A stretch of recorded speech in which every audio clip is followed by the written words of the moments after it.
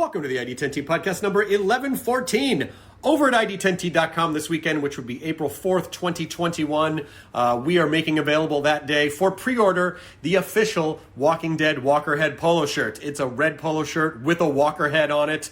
It is official Walking Dead merchandise. So go pre-order that starting this weekend, April 4th, 2021, and then you can have it. You can own it. Also, we have just posted a new t-shirt series, it's called ID10T Horror. And I guess the best way that I can describe it is imagine horror movie villains depicted as Swedish furniture instructions, I guess is the best way to describe it. You'll know what I'm talking about if you go see it. But the shirts are available in a variety of colors, and we've just put up 4 or 5, I believe, and we're going to post more in the coming weeks. You can get information on all of this stuff if you subscribe to the ID10T email list. Just go to ID10T.com to do that.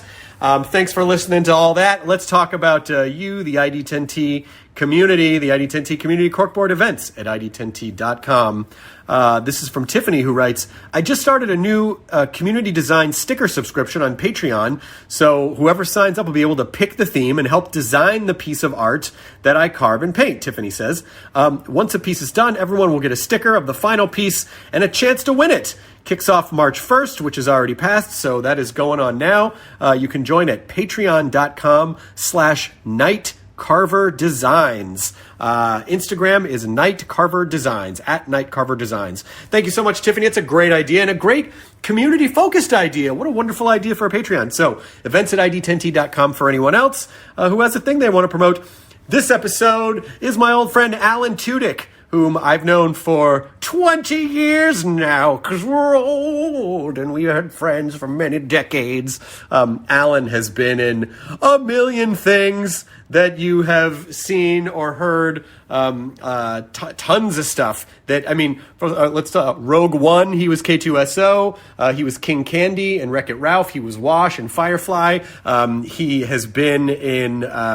done voices on Rick and Morty, Harley Quinn, Robot Chicken, American Dad. I mean, it's an incredible list of credits that this man has. He also is in a movie called Raya and the Last Dragon that's coming out, and currently is on a series on Syfy called Resident Alien, which looks fantastic, and it just had its season finale on March 31st, but you can watch the entire season on Peacock, which is NBC Universal streaming service. So if you go to Peacock, you can watch the first season of Resident Alien, and I'm pretty sure it got picked up for a second season. So congratulations to Alan Tudyk for that. But I love having Alan on the podcast because he just makes me laugh. He's just a funny guy, super quick, super riffy, and just there's a lot of fun riffs in this one. It was an absolute pleasure. So here we go, the ID10T podcast number 1114 with the very funny Alan Tudyk.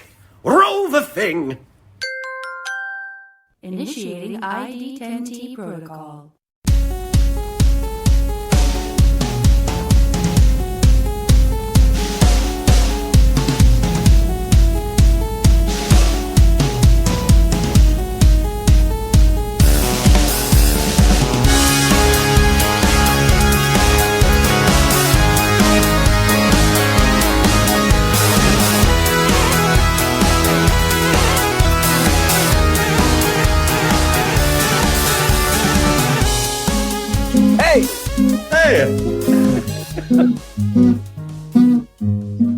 Alan Tudyk.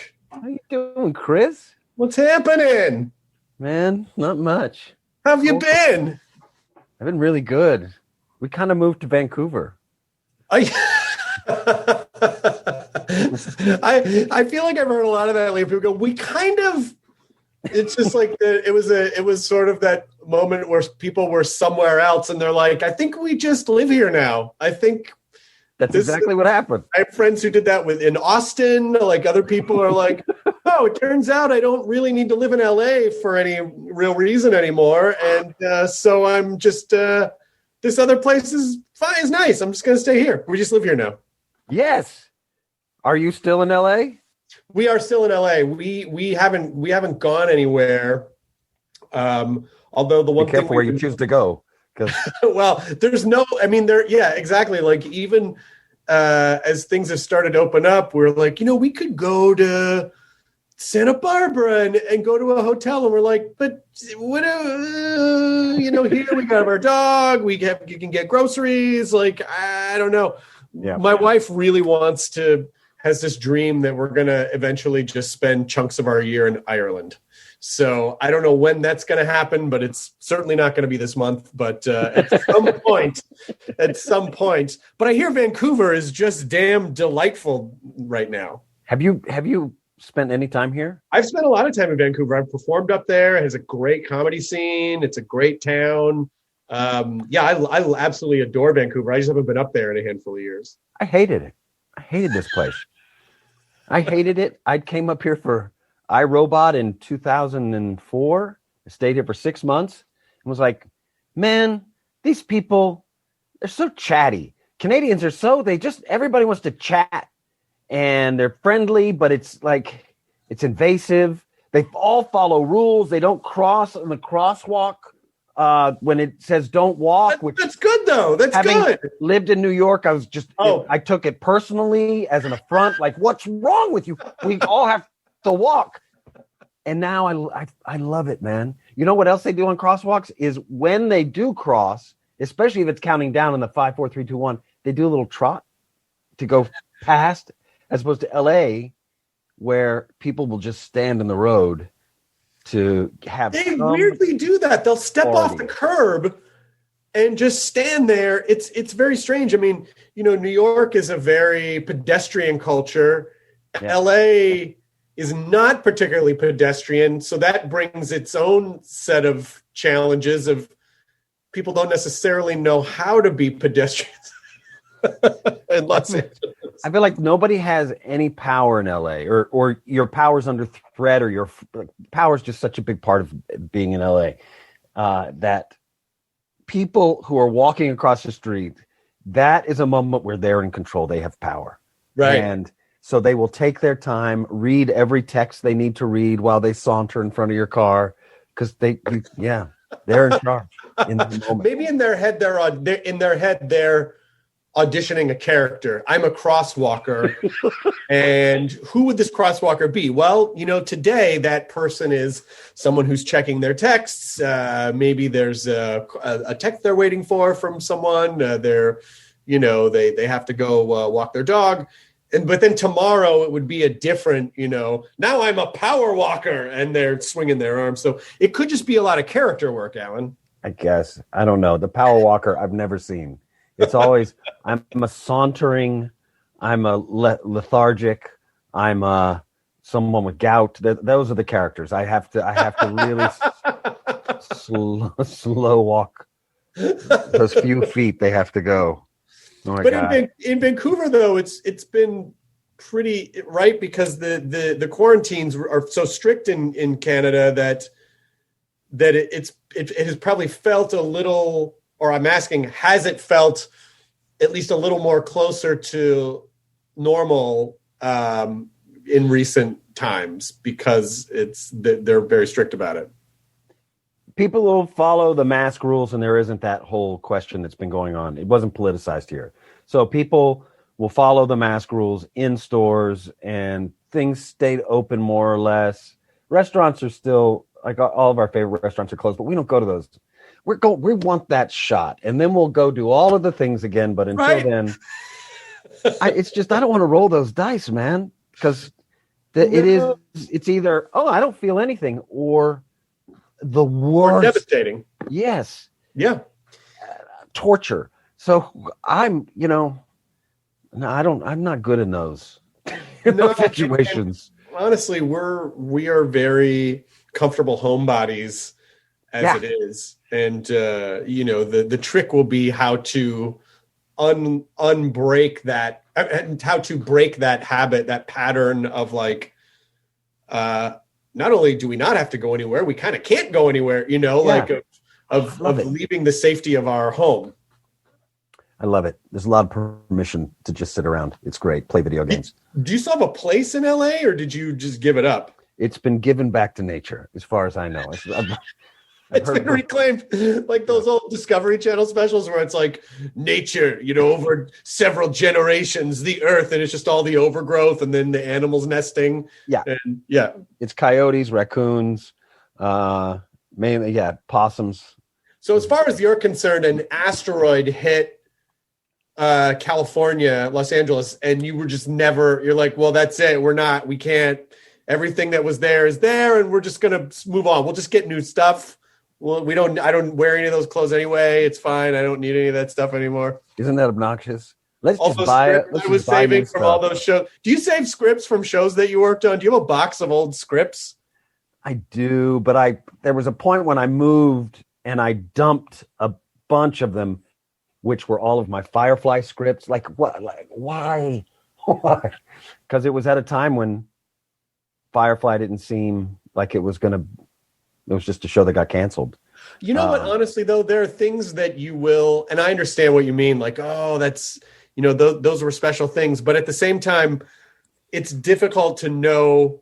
It's just difficult to know because like that's where you start getting into hoarding, where you're like, I might need this someday. And even though like these shows are special and they, the audiences cherish them. And, I'm sure a lot of fans would be like, you did what? But at the same time, everyone has stuff that survives 1, 2, 3, 5 moves. And that number of things just continues to grow. And you think you might need stuff someday. And you never go back to those things. The only time you look at them is when you're moving and you take them and place them in a new thing in your new place that you never look at. Do you have, yes, I have all of that stuff. I have some really cool stuff too. I've got a t-shirt from the Plano Community Theater that we all wore the same t-shirt. It had Marcel Marceau's face on it for some reason. That was their emblem. And we all wore the same t-shirt when we did our play, The Most Fabulous Fable Factory, or I think that's what it's called, The Fable Factory. We did it at the mall, Collin Creek Mall, and it was the first play I ever did. I think it was 11 or 12 years old, and I still have that t-shirt. That is of course, and it's just one shirt. It's not like a box. And it's so small because I was 11. Listen, I still have like 5 seasons of crew jackets from Singled Out. They're in a box. Why wouldn't I save those? I never wore them because that would have been weird. But I'm kind of getting to the point now where I think like it might actually be really funny if I wear them now. Like, yeah. 25 years later. Now it's like it would have been thirsty like 25 years ago, but now I kind of feel like I think I could get away with it. But the unfortunate thing is that the 90s were a period of time where things were very like we didn't wear fitted clothes in the 90s. Right. There's a lot of baggy pants, a lot of baggy gas station shirts, and so I think it would be comically large on me. Although at one time it probably looked very cool, but now. So I'd be wearing a show that I did in the 90s and it wouldn't fit. So I'm not so sure. I have a feeling that fit is coming back. It's got to at some point. That where the shoulder way down here. Yeah. Oh, it is here. What am I talking? It is here. Yeah, but if it I'm too old for it now though. Like I think I'm just, from here on out, it's just kind of like, clothes that fit. I don't feel like I can take too many big fashion swings anymore. Because I talk about this sometimes about how, because I like my hair, the kind of like, that sort of strategically messed up hair where you purposely mess it up, but it looks like, hey, I just rolled off a campsite. And when you're in your 20s, it looks very cool. But boy, when you start getting older, you just look crazy. Like it doesn't, there isn't anything where it's like, oh, that's so wild. It's like, oh, that guy, he doesn't realize that his hair is all over the place. Yeah, I have right now, I'm doing a role where I'm not allowed to cut my hair. And I have the just messed up version of my hair is a ridiculous, it's Doc Brown. I mean, I do have some gray coming in too.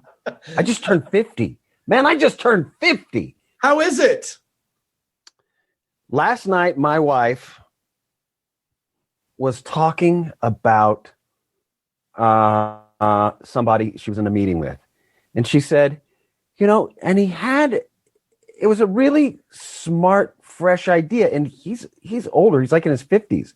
I was like, baby, I'm 50 in one day, and you can't pull that crap out. Oh, Did you just have a birthday? Yeah, yes, day before yesterday, something like that.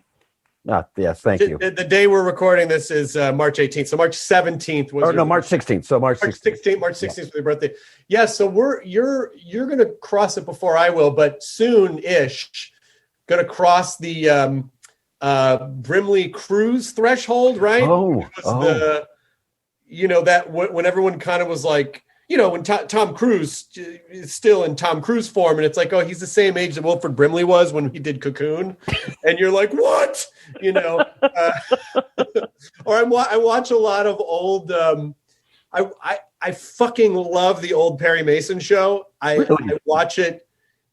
I have terrible insomnia. I wake up at like 3 or 4 in the morning every night. I go in the other room so I don't wake my wife, and I just watch old Perry Masons. And there are actors in there, character actors that you see like on Twilight Zone, like they just recur on all of those 50s and 60s shows. And people that I think of as elderly, I look them up and it's like, they were 55. It's like you see Burgess Meredith, you're like, he was 55 there? What the holy fuck, Yeah. And so when I look at you, if you told me you were 38, I'd believe it, or 35, 40, I don't know. Is that just a protection feature that we have because of our age, or we actually do look younger than the previous generation, right? We do look younger than we do. We do, because our livers aren't under constant barrage from like liquor lunches, and we're not soaking cigarettes in bourbon and then just smoking 4 packs a day of them. Yeah, no, that people lived very, very differently. It was awful. We look great, and you look better than that. Somehow you don't age the same way. I've now got new things that I'm coming to terms with. I don't want to point them out, but just like on my, like the skin, and then I look at my dad, and I'm like, now I'm studying my dad's face. Like, oh, okay, so there, yeah, I see. I'm gonna get that one. Just looking through like a magic mirror of time. Oh, I see. Okay, so I gotta look forward to that. Yes. All right. It's a topographical map. That skin tag new, or is that in my future? What's the? Yeah. Can you get that? Have you tried to fix this on yourself, or that's just you? Do I have to just accept it as well? I don't. The thing that I really don't. The thing that's the cruel trick of nature is that as we get older, for a lot of people, the hair on your head will start to thin. But then it like escapes down through your ears and nostrils. Like it's like all of these weird parts that shouldn't be really hairy. It's like, can we graft like pieces of our ear onto our head? Does it work that way? I don't understand. You can get new hair if you want. You can get, if you ever decide, I have a buddy who did this, and I think Matthew McConaughey did it. Because that's what my buddy told me. He's like, McConaughey did it. He looks great.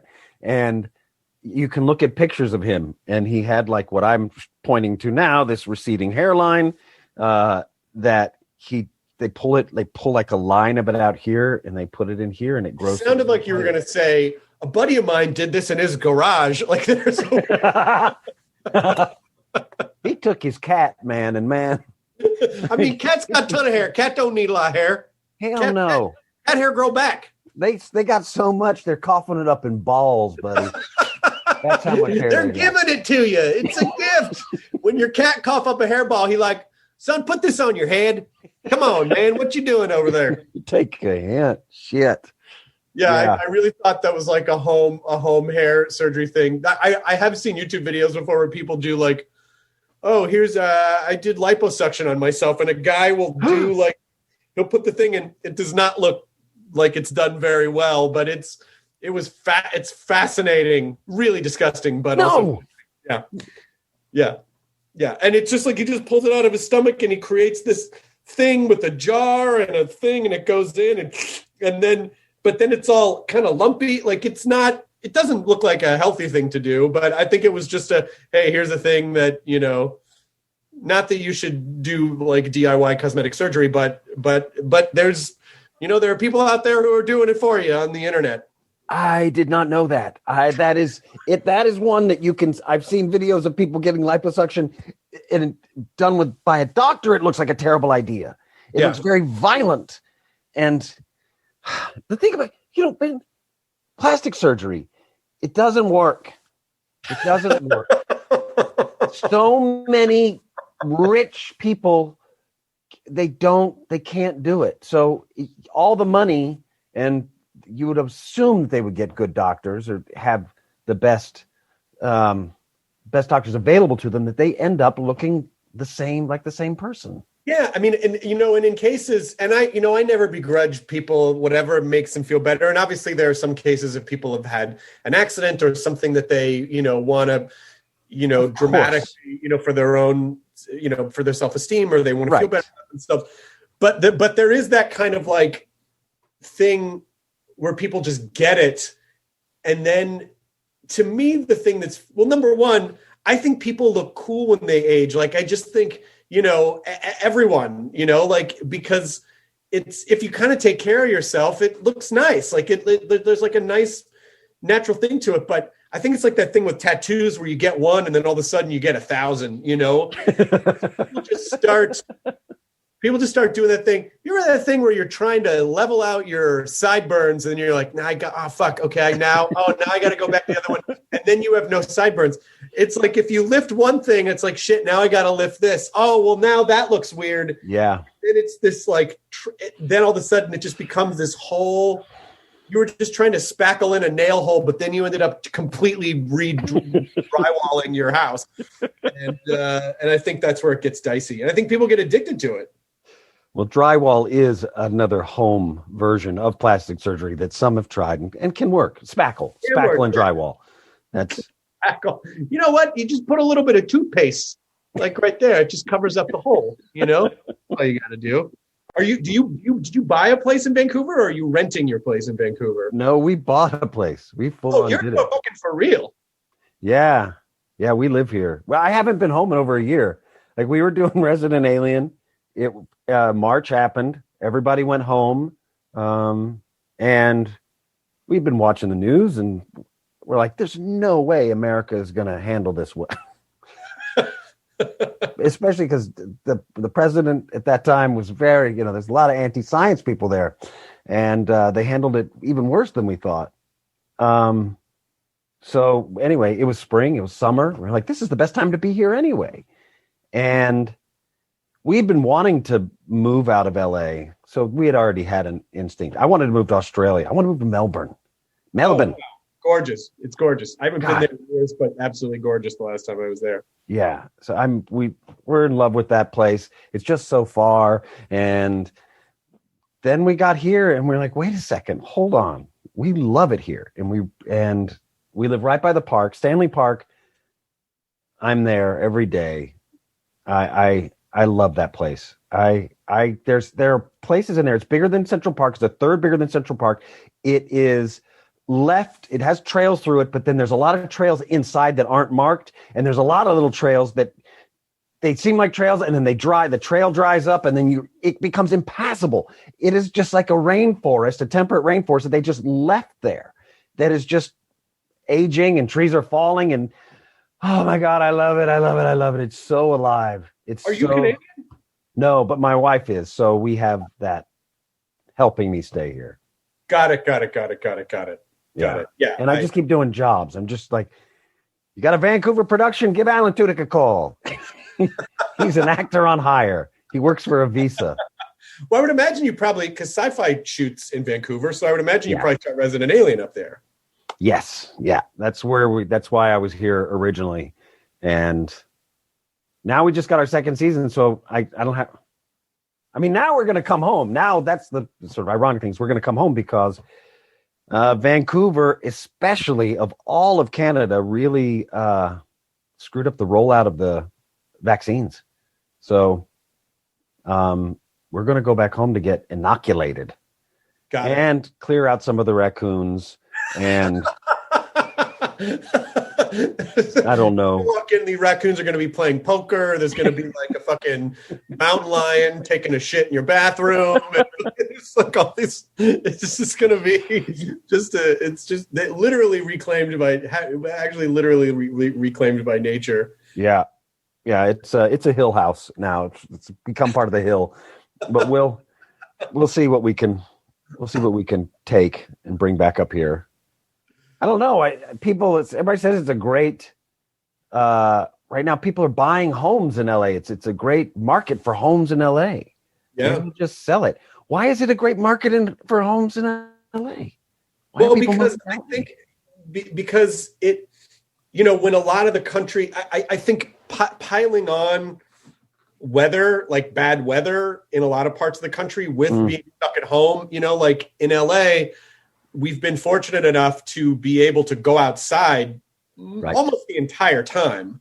Right. And when you're stuck in your house, I mean, when people are kind of going about their, busy normal lives, they're distracted all the time, but a lot of distractions were removed. And then I think, people were like, oh, I'm stuck at home and the weather's bad and it's depressing and there isn't really anything. So I think a lot of people, kind of surrendered to the weather of surrendered to the weather of Southern California. Like, well, if I have to be stuck somewhere, at least it's, it's 72 degrees outside. I mean, there really is something to having nice, clear skies, and someone had pointed out a long time ago, well, it's not that LA is a beautiful city. It's just that the sky is blue and that's beautiful. So when people are saying LA is beautiful, they're looking up at the sky. They're not actually, right. So it's, but it's, yeah, I mean, we like the pocket that we like our house and I think LA is a nice city.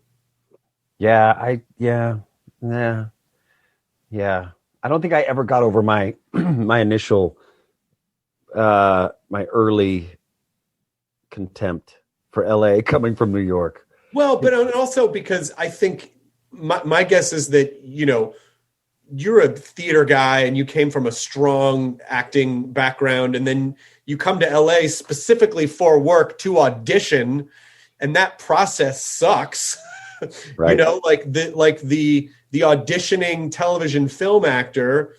So you're driving all over everywhere all day, every day, looking for parking and waiting for auditions. And it's anchored with a lot of, like we all have a lot of rejection and a lot of bad stuff and a lot of, seeing a lot of,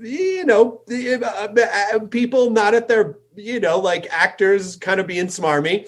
And so I'm sure it just kind of like bakes in. And listen, like all of our friends are performers. I don't mean like act, but if you came here, well, I'm guessing you came here, which is probably in the mid to late 90s, I can understand why you kind of were forced to come here in a way because of work, not because you chose to come here because you thought it was rad. Yeah.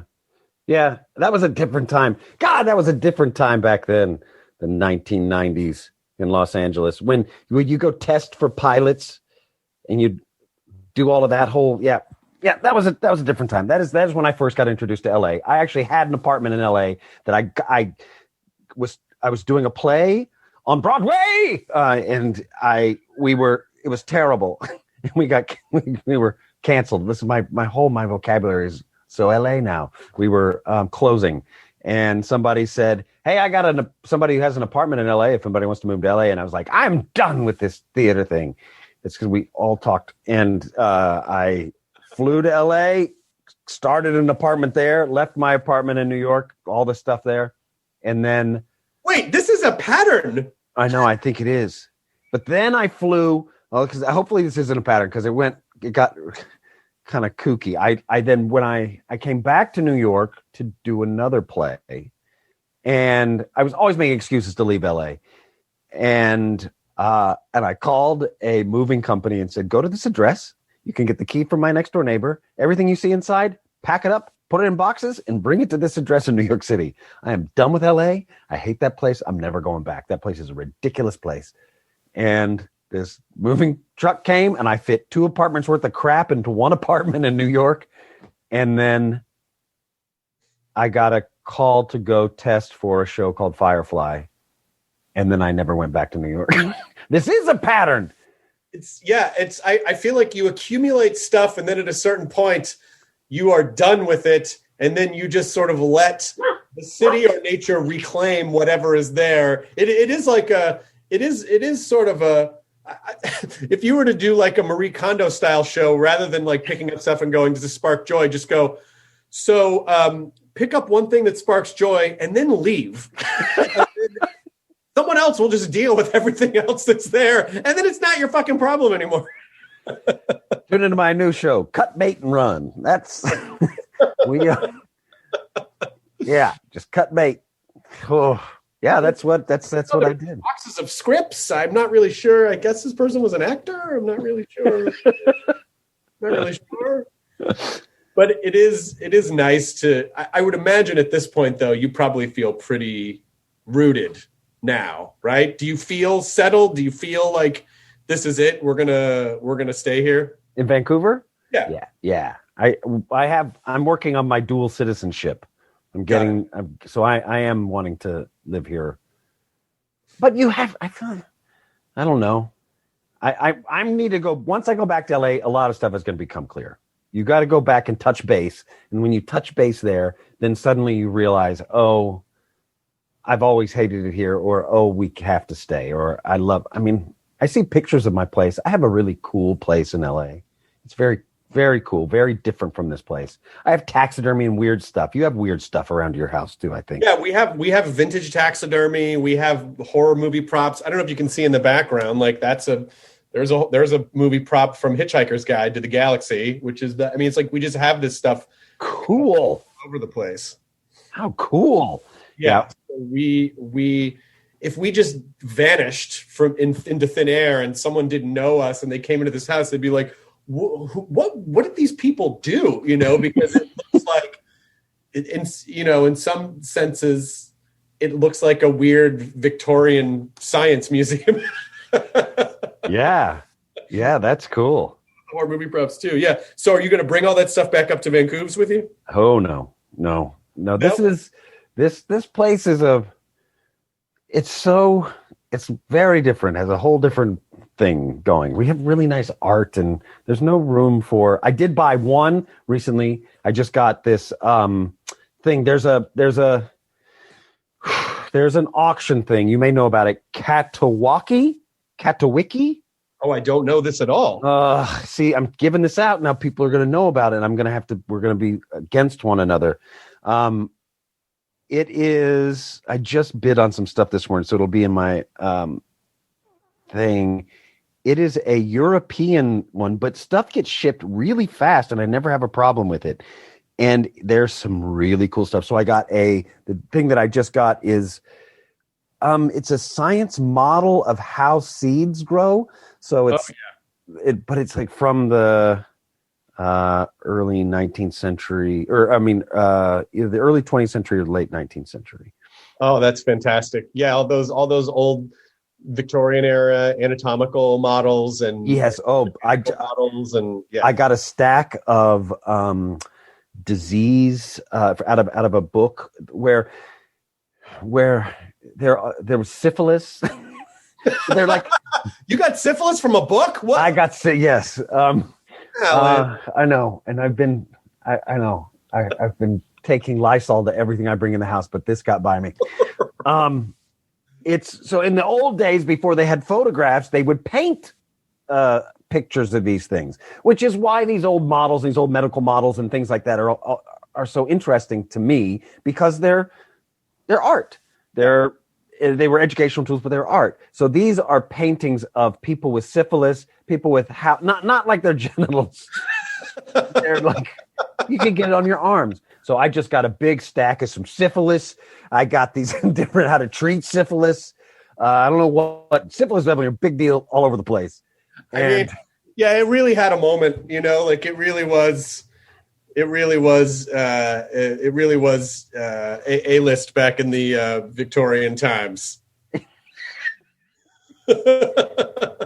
Anyone has syphilis.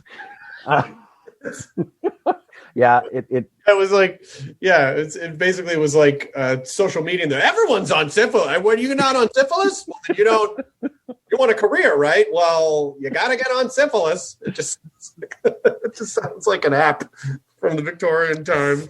But all that stuff, you're right. It's because they just had like world-class artists painting these gorgeous, whether it was animals or plants or right. Oh, those are great. Or whatever, and that's a real aesthetic, like the buying and trading of those like rolled up posters. They were on that kind of like wooden dowel, and they sort of unfurl, and and especially, I mean, you get the ones that are in French. Oh, I mean, come on, yeah, come on, yeah. I have one of I bought of worms. They're like round worms, and it's like all these cool round worms. It's it's rolled up on the stuff with the wood dowels. It's French. It's the black. It's kind of got a chalky substance. It's kind of like, it feels like you could write chalk on it. It's made of fabric on the back, and I was like, I don't know why I just love this thing. It's just the red, I guess. It's the reds and the contrast with the green and the black and this worm and then these little round worms. And then I had it in my office, and then one day I looked, I was like, oh, that's just penises and vaginas. That's all it is. That's what it turned out to be, or no, it's just they look like a bunch of penises and vaginas. Right. If you not that my penis has worms. I don't want to. Okay, because that's what I was concerned about you for a second. Right. So I'm glad. No, not anymore. Those are gone. Glad that you do not have genital roundworms. No, just the syphilis. Yeah. The syphilis kills any of the worms. Yeah. The good news is that the worms really hate the syphilis. So they don't, the syphilis keeps the worms out. Yep. So I guess, silver lining, I suppose, if you really want to talk about making lemonade, then no worms. So that one is not hanging in my house anymore, but it's like an abstract painting of genitalia. I really think that a lot of us who are into that old timey stuff, there's a real market for it now, and it's gotten expensive. Like it used to be, you'd find that stuff like in an antique mall, and it's like, oh, this, $30 or whatever. Mm-hmm. And the markup has been quite dramatic in the last handful of years for that kind of stuff. The store I bought that worm penis vagina thing was in LA. It was called, it was over on Beverly, I think. I can't remember streets anymore. I've been gone so long. Anyway, I went there and was looking at their posters to see what else they had, and they only had copies. And I said, do you not have the original? She said, we don't sell the originals. And I said, oh, I bought an original here of some worms. And she goes, I don't think we've ever sold those. Like, oh, so you figured out how to just make copies. And are you thinking of Necromance on Melrose? No, I sold a bunch of stuff to Necromance. I sold them a wax model of a leg that had smallpox. What a sentence that you get to say that actually is a thing that happened.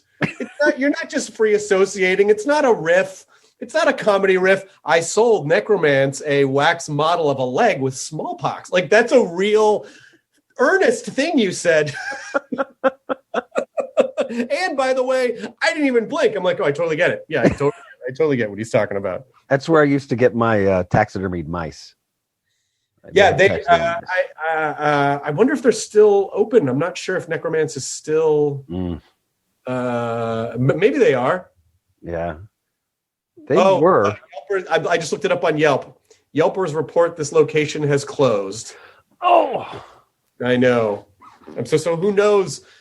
Someone hopefully ended up with your smallpox leg. I'm sure it was a good piece. And very good piece. Probably had no idea that it belonged to Wash /K2SO. They probably will never know that's where that came from. Yeah, it's a pedigree for and whoever the bastard was who had the smallpox, who was sitting for that artist to mold that leg, because it was a very old piece. So I'm pretty sure they were either looking at cadaver with what are the history of these things? That's what blows me away. These things, the history of them. Yeah, because especially it's, you're talking about a time when people were really making strides, in modern medicine. And so they were very focused on science and very focused on, what ended up sort of becoming, modern medicine. And so it's just a fascinating period, because you really get the sense that they were really learning. It's like there was a real, we have to figure this out for humanity vibe that goes along with it. So the history, the weight of that also is part of it, Yeah. It's really, obviously no internet in the late 1800s. How would anyone have known what this thing would have looked like? Yeah. Know what to look out for? Pretty much everything was a word of mouth. So how would they know? And so, it just, when you think about it as a time capsule of the period too, it's really fascinating. Yeah. But none of that in my well, that's not true. I say none of that. I have a model of seeds growing, which is very appropriate for here, because we're right by the park and everything is alive. And are the seeds syphilitic in any way, or are they just normal seeds? You know what? It doesn't get to the part where they bloom. That's when the syphilis blooms. You don't see it until until it fully opens. It gets a bad rap, but it's actually gorgeous. The flowering. We thought it was going to flower, but it opened and it was a sore. That's just an open sore. This syphilis plant. It still trips me out that, number one, that I've known you for 20 years, and also and we were very much adults when we met and worked together 20 years ago. But it still bends my brain that you're a part of the Star Wars universe. Yeah. That's still really amazing.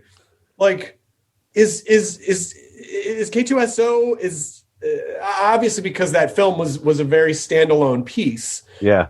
And self-contained, obviously because it had to be to sort of set up what it set up. I don't know why I'm talking like I'm afraid of spoilers. I feel like people, if they haven't seen Rogue One now, they probably, check it out. There's a reason they haven't watched it. Go check it out if you haven't. It's a really good one. And is it? Do you still do stuff? Do you occasionally record stuff for any of the parks, or do you do? No, it's weird. It's something that I feel like Marvel does really well, or strives to do, is incorporate all of their stories into one. If there's an event in a movie, then it affected all the characters and their storylines going forward. Will reference those things that happened. They don't live in their own pockets of reality so much. They cross over into each other's stories. Star Wars doesn't do that. Their stories are disjointed in a way, whereas the K2SO droid he only lives in Rogue One, that model of droid, and he isn't in anything else. So the thing with Andor, was Andor? Cassian Andor, yeah, Andor, that's going to be coming out. That's one of the neatest things about it, that even though I'm not in it the first season, I think it's going to be a world that has K2SO droids. So it'll be cool to see them and see a world that has that droid around. I think if it was a better, if you could cosplay it easier, it might be in more things. You've got to be really committed to come up with that. Cool. There's video of a person who did this insane General Grievous cosplay where they're completely in they've built it onto this like black bodysuit. Yeah. And so it allows the Grievous to be bigger than a person, but also move in the way that he moved. So I feel like cosplayers are very resourceful, and I'm sure, number one, people have done it and people will continue to do it. And I also imagine that, The Mandalorian might have ushered in an era of interconnectivity that previously was not necessarily. Right. I mean, Marvel, it's Kevin Feige is the sort of story master who kind of like weaves everything, and it's like, well, he's a fan and he wants to see all that stuff, so he knows he's coming at it from that place. Yeah. And I think for a long time, Star Wars didn't necessarily have that kind of and also just so many years of lore and movies and stuff, and so but I feel like that's like when it happens, people love it. I mean, when you and I were growing up, those cartoons of like Laugh Olympics where they had all the Hanna-Barbera characters together in one thing. Oh my God! So you're saying that Huckleberry Hound knows Fred Flintstone? What the fuck? So it or whatever. So I feel like that's probably changing. Yes, I think that even between on the Star Wars, the new trilogy of Star Wars movies that they came out with, and I'm not going to know any of the titles because I suck. Between the first, the second, and the third, they came back around. Well, there's no reason that you couldn't just get someone to CG K2SO into other Star Wars movies, and then you could just voice them. Pick some scenes, and then like people could fucking do like cinema quality CG on their iPhones. Someone out there will do that for you, and then you could just voice it and put it on fucking Instagram or something. Who's going to get mad at that? It's like, oh, little known fact, K2SO was actually on Jabba's barge, and then you could just be in the background going, "Oh my," or whatever. And I think it's I don't see any reason why you couldn't do that. You're the guy, so I feel like you have a lot of control. And maybe you will manifest that in the universe where people are like, hey, it turns out people want to see K2SO and things. I'm all for it. I'm definitely a fan of that character. He's like a kid. He says the things that nobody else is saying, and he says things wrong and just blurts things out. I love that. I love characters like that. They have so much permission to just be rude, and there's so many funny things you can say if you're given license to say whatever you want. It's fun. Yeah, but the character was heavily influenced by you as well. I mean, I know you riffed a lot, and so I feel like whereas if someone played a character that was heavily written, it might be a little more difficult for them. But like I said, you're the droid, so you have a lot of freedom, I think, just for fun satire and whatnot. You could, if you wanted to. And then I think people would go, oh, people really want to see this K2SO. And then also like create my own thing, like do like a K2 thing on my own. You could just do some shorts and then just post them on Instagram. I don't think anyone would, as long as they weren't offensive. Like I think people would. I feel like I should listen to you. The last time we talked, I had said that I always wanted to do a King Candy Sings Vaudeville songs because I do the voice of King Candy from Wreck-It Ralph.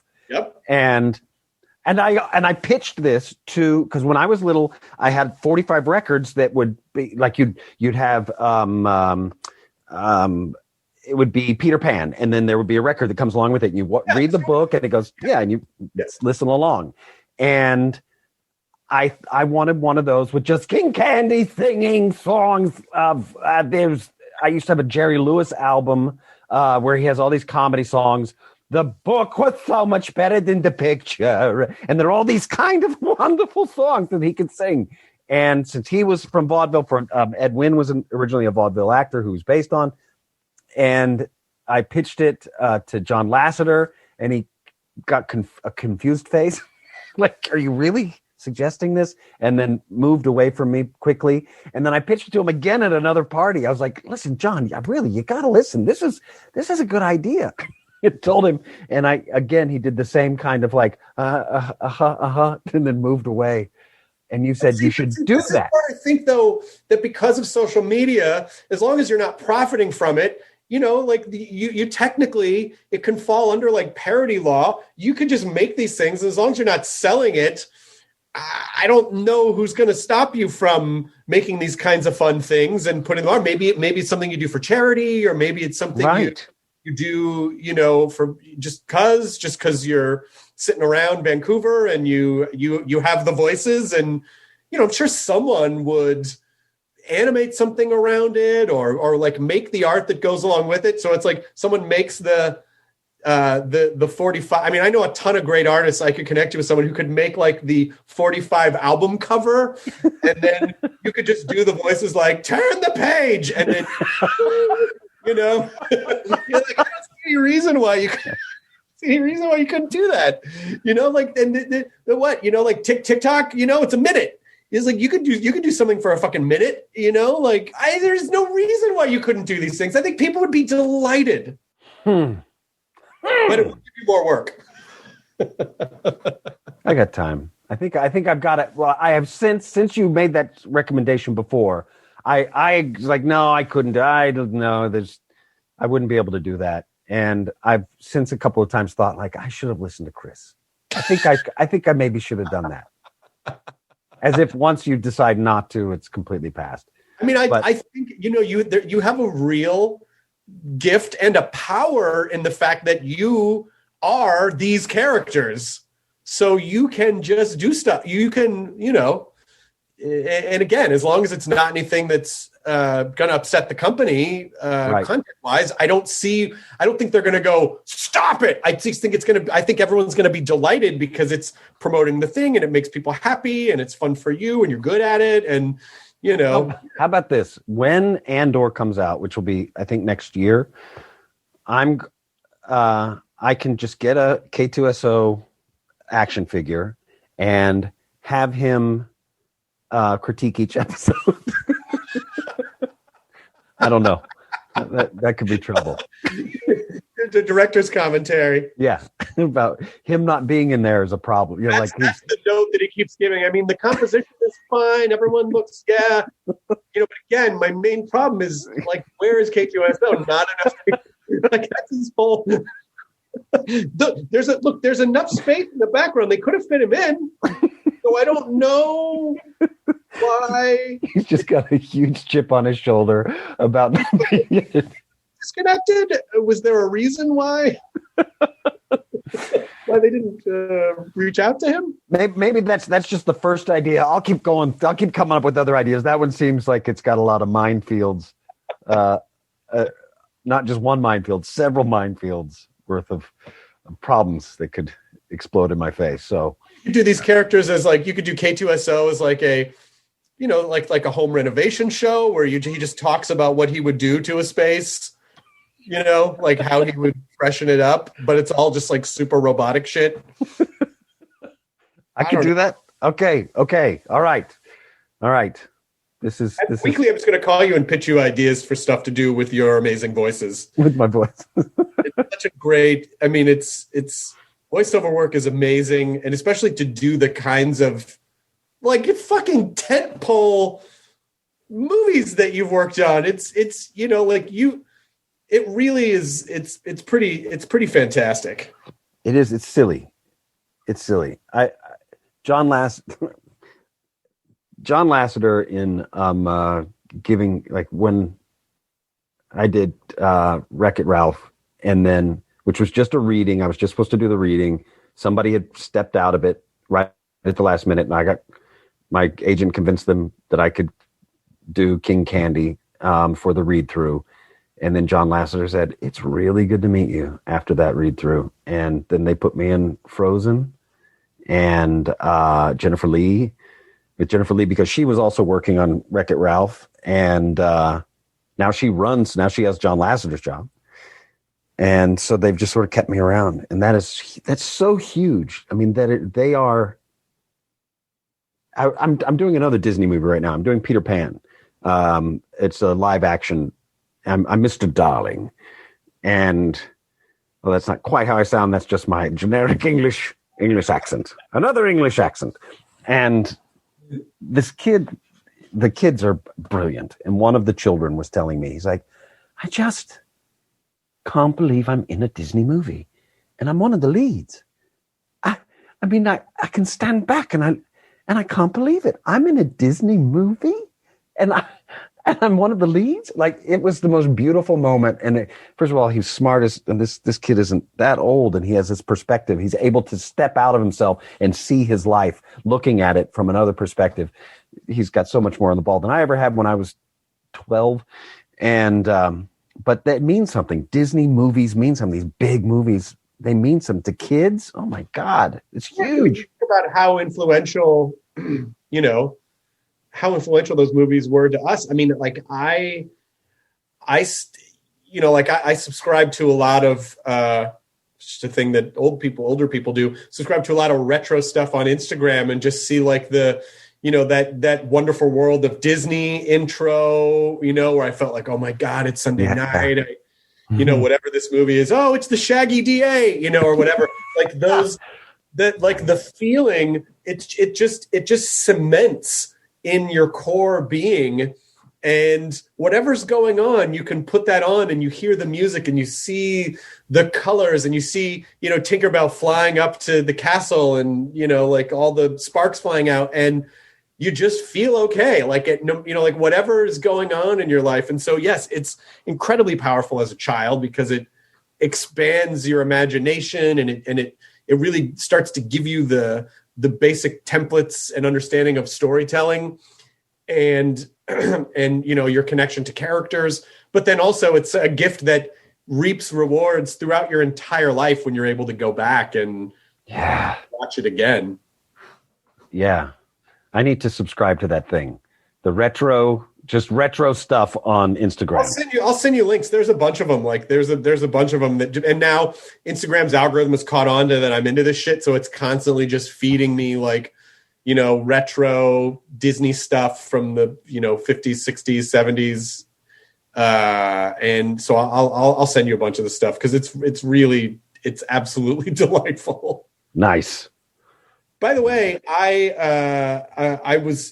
have to watch Resident Alien. I didn't even realize you were in the show until we're coming on the podcast. And I was like, oh my God, Alan's in that? So I'm very excited to see it because the premise sounds fantastic. To me, it's like, oh yeah, this is an Alan Tudyk role of an alien who comes to destroy the planet and then just kind of ends up observing. I don't know. It feels like it was tailor-made for you. It is in my comedy.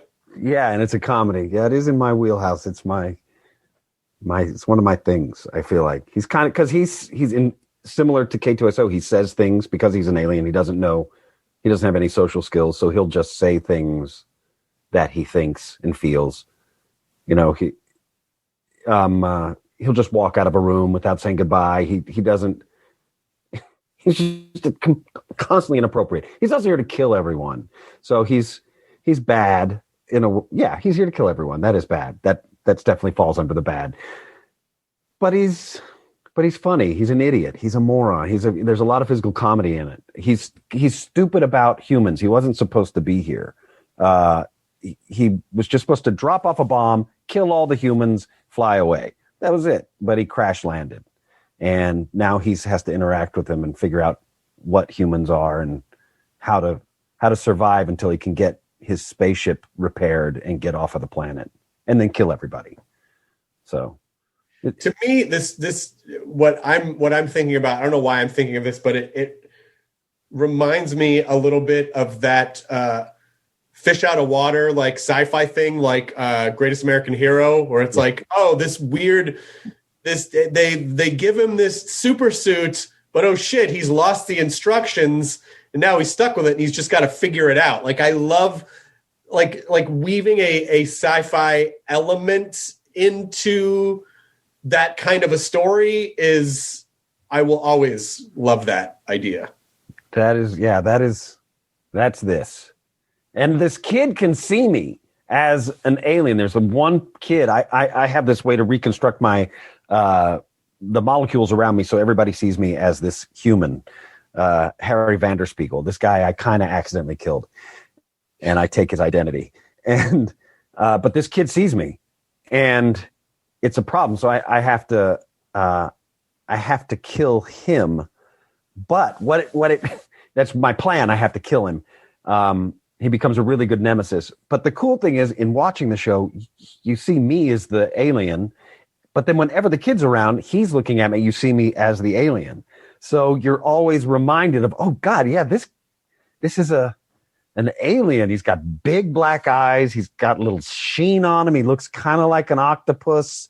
He's got some kind of octopus. That was what the alien comes from, a sort of octopus race. And so it's fun to play. And it's I was going to say, ironically, this character just left his home on his own planet to just be reclaimed by nature. It's a very Alan Tudyk move. He just relocated. He just suddenly relocated. There's a lot of syphilitic art back on his own planet that he's just willing to walk away from. Syphilitic art. For some reason, I thought you said it's got a lot of syphilitic heart. What? Yeah, it's like it's got 4 stars. A lot of syphilitic heart around this new sci-fi venture. I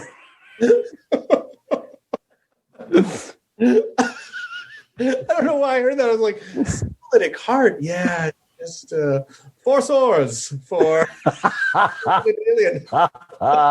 It has a lot. It's a bad country song. I got a syphilitic heart for you. That's it. That is a fucking that's a bluegrass song from the late 1800s. That is absolutely a bluegrass song.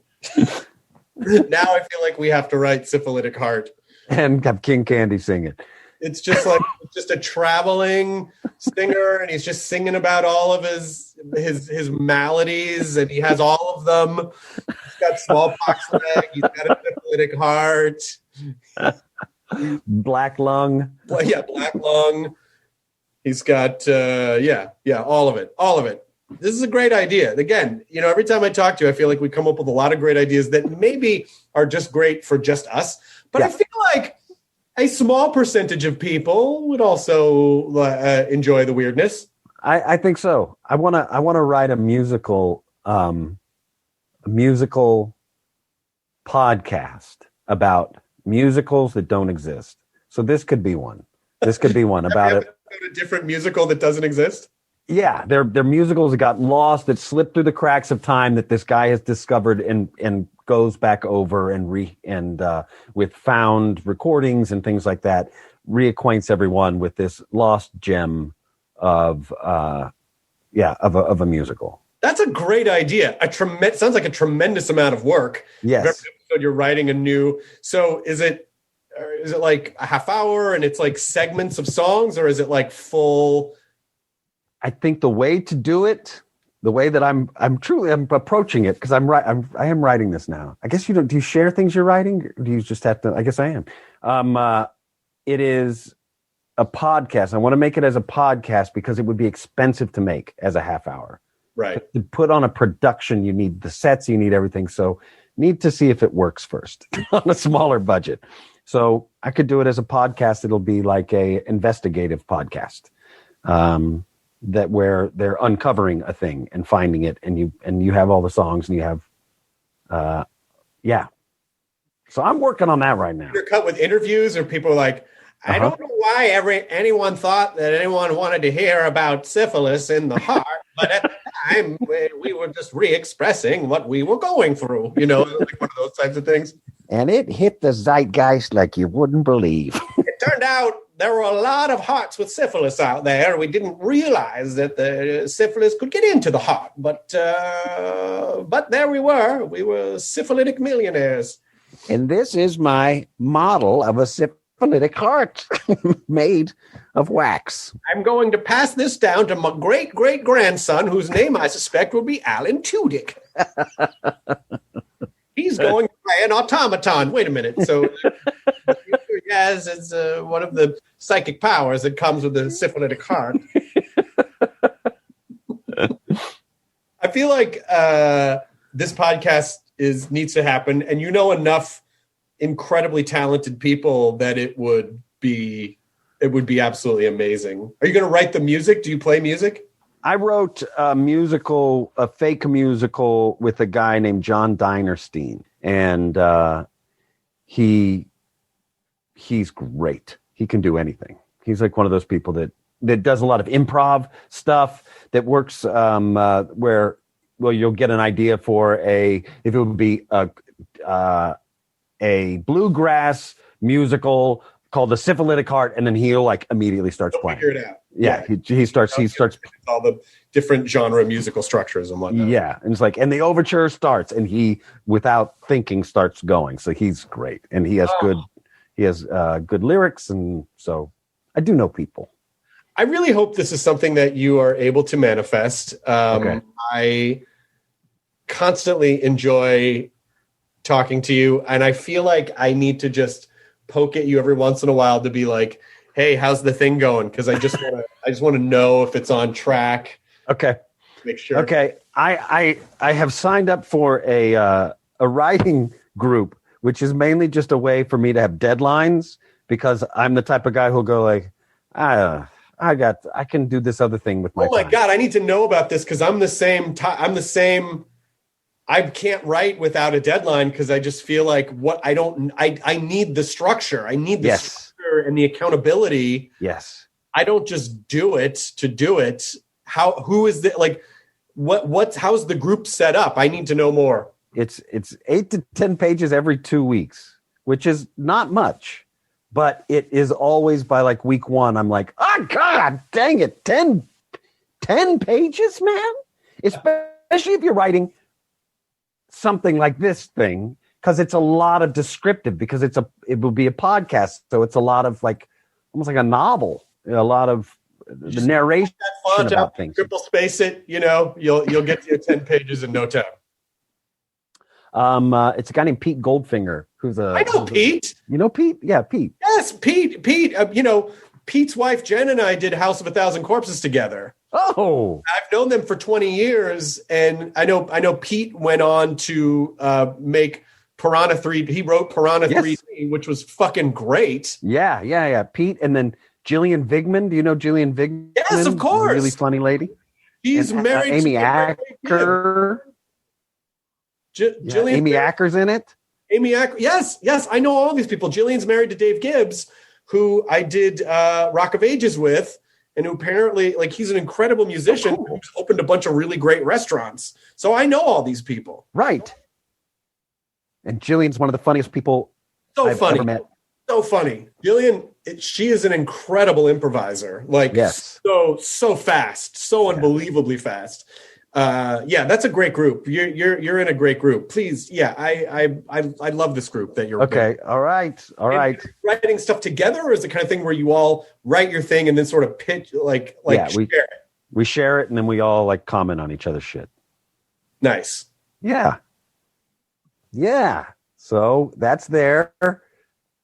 Come on aboard. We need a team name. We need a name. A group. The Scribes. That's terrible. Syphilitic Hearts. I need 2 weeks to come up. I need a deadline to come up with a title for the group. The Syphilitic Hearts. The Syphilitic Hearts. Syphilitic Hearts Club. We are.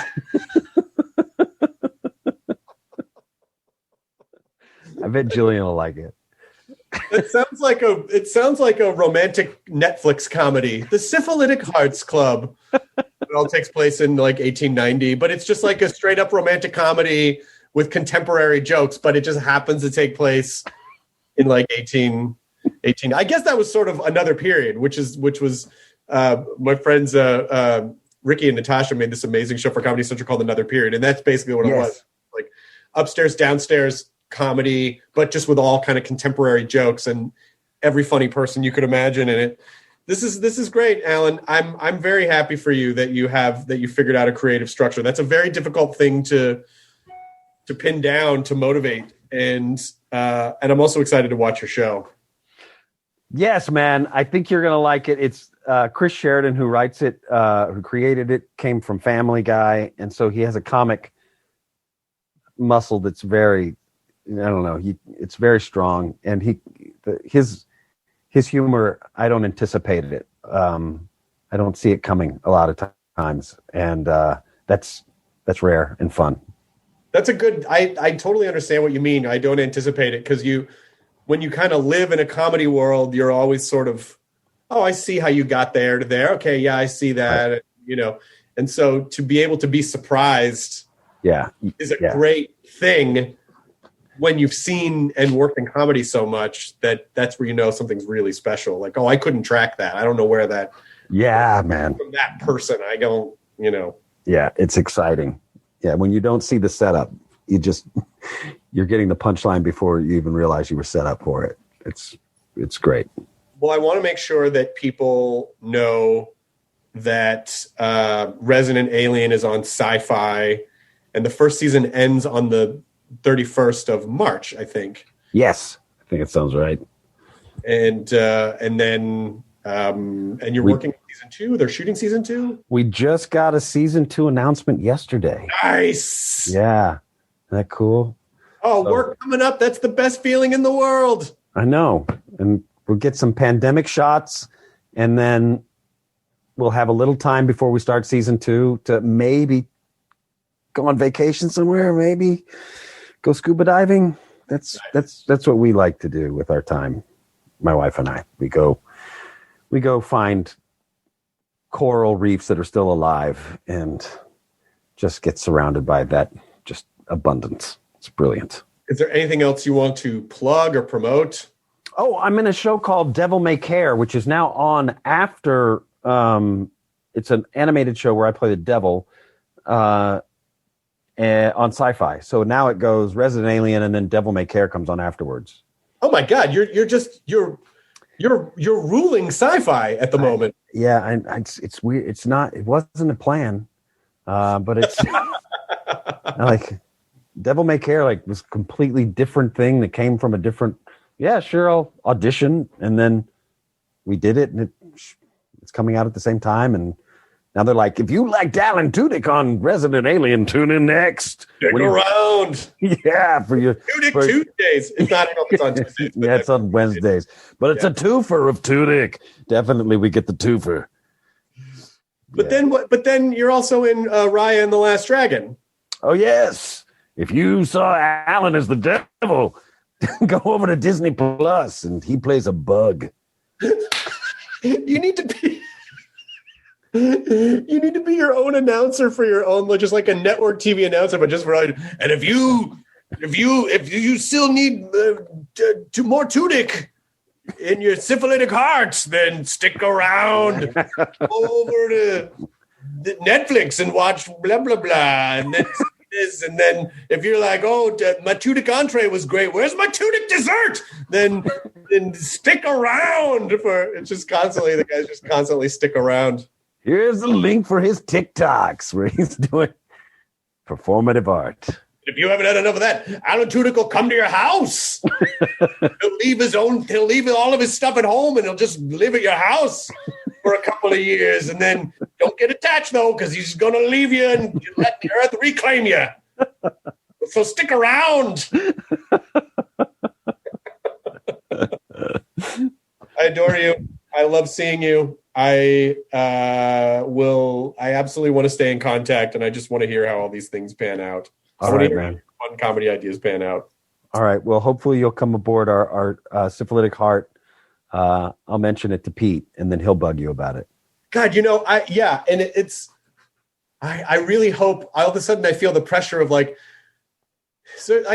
couple years ago, I wanted to take some Berklee online guitar classes, and I thought this is going to be great. This is going to give me the practice structure I need. So I start taking it, and I get the first week's assignment. I go, fucking great! I got a week to do this. Day 6, I haven't done it yet. Fuck! I start trying to do it. Turns out it's very hard. I fall behind. I ask for an extension. They give it to me. I don't meet that deadline. And I just feel like oh God, the pressure. And then I just avoid, and I'll go play Animal Crossing on Switch. So I hope that I am able to live up to the expectation and actually it is an aim low situation there.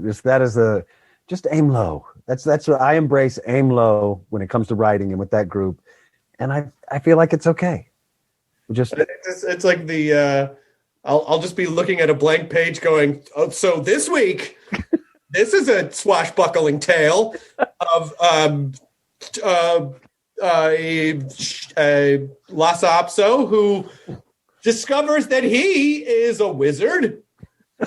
And boy, when you I can't wait to tell you how this one turned. I'm just going to be the whole time. Chris, you need to not aim so low. I mean, when we say low, we don't mean that far. Aim low. Don't aim for the basement. Just aim for like low, but not.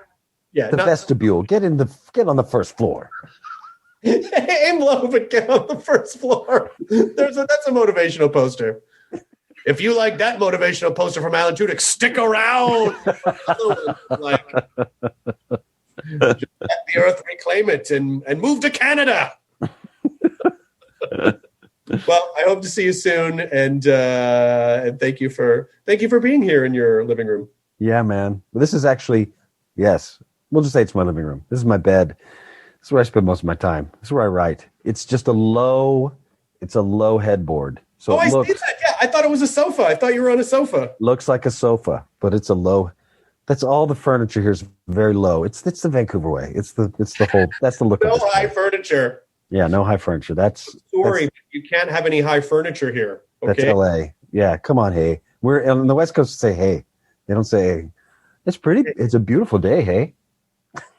Hey, that furniture's pretty high there. Hey. Well, yeah, but we're gonna cut it down. And okay. I'll help you if you need a hand. All right, man. Good to see you, Chris. Good to see you. Yeah. Cheers, buddy. Right. Bye. ID10T scanning complete. Enjoy your burrito.